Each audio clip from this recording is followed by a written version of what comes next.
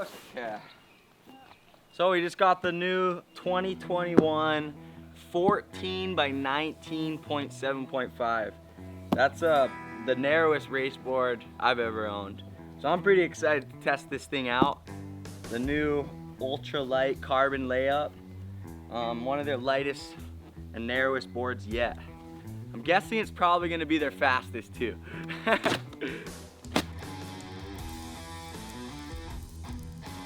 My first look at it, Sage. What do you think? Are the colors pretty? Are the colors pretty, Sage? Yeah. Whoa, look at that.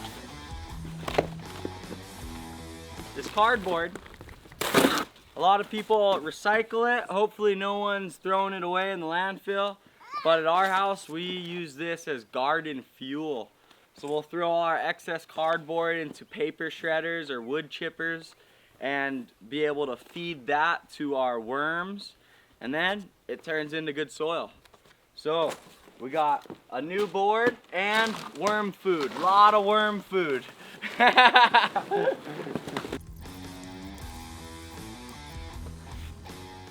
Best ride, 7 out of 8 gold medals, 25 years, innovation quality. Yee-hee. Okay, first pickup. Here we go. This is the moment of truth. Oh my God. This thing. So a 14-footer, and I could do arm lifts with this thing. This thing is so freaking light. I'm baffled. Can I try to hold it? Yeah, let's see if you can hold it right here. Come on, you could do it. It's pretty heavy. See, even my 4-year-old niece could lift it. Okay. Wow, that thing is so sick.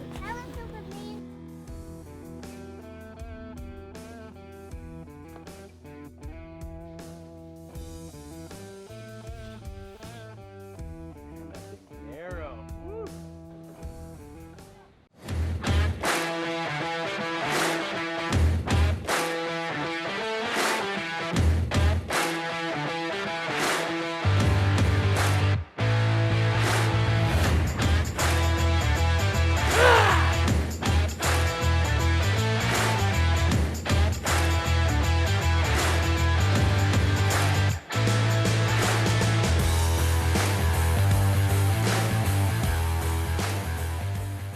Right on, so my initial thoughts and reactions on the 2021 Starboard Sprint 14 by 19.75.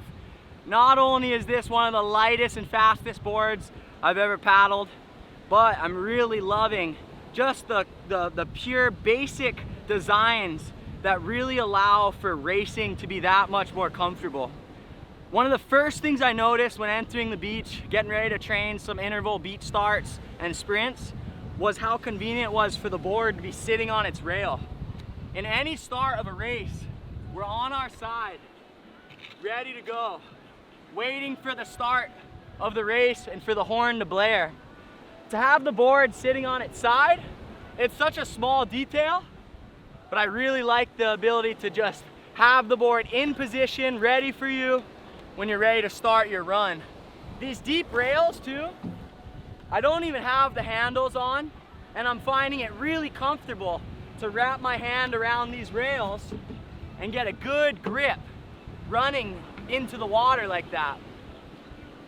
Besides that, you could feel how light this board is. With every stroke, you have great glide to stroke ratio. And I was pretty impressed on how the board turned and wave rode, considering it's 19 3/4 inch wide.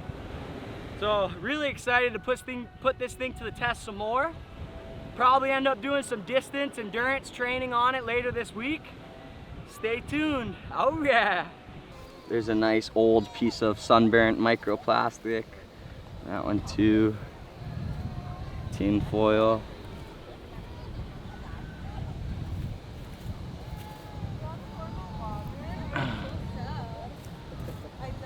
Yeah, so we're just loading up for my training session, and I got my little car collection kit for my pocket of plastic challenges.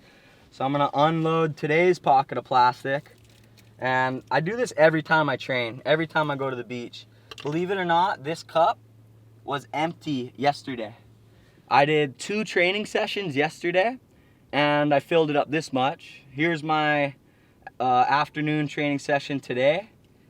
So now that this is full, I'm gonna go add it to my art installation at home, which is gonna look really cool with all those colorful pieces of plastic added to it.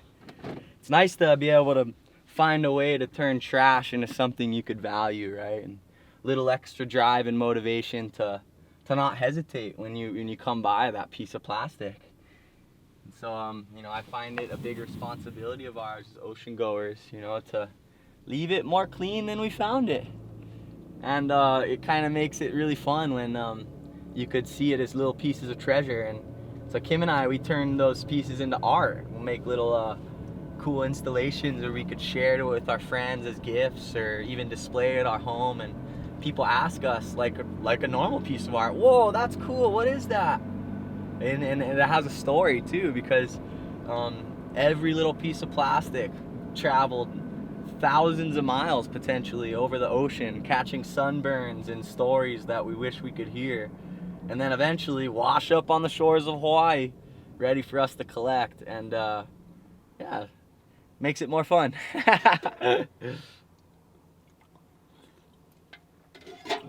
Alright, so we're back at Kim and I's humble abode, and now we have one of our little plastic art installations. So always look forward to adding to the mix. Look at all those colorful pieces of microplastic.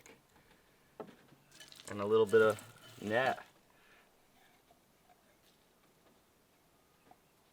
And so, for me, I normally like to leave seashells on the beach. Makes me feel good seeing seashells on the beach.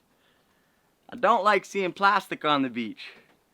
And that's why this one's so much more full than this one. Very rarely taking shells off the beach in recent years.